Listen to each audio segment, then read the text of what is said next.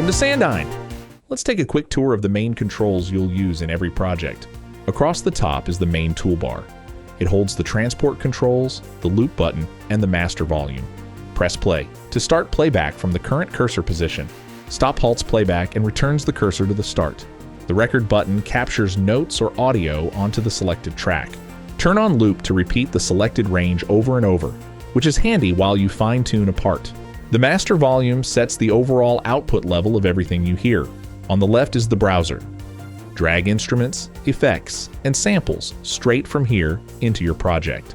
The tracks area is where you arrange your instruments and clips along the timeline. The same area has a routing tab. Click it to see how audio flows between your tracks.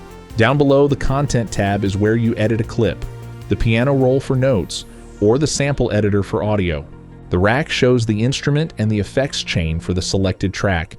The mixer lets you balance track levels and add effects to each channel. The visual mixer is a quicker way to set pan and volume. Just drag each track into place.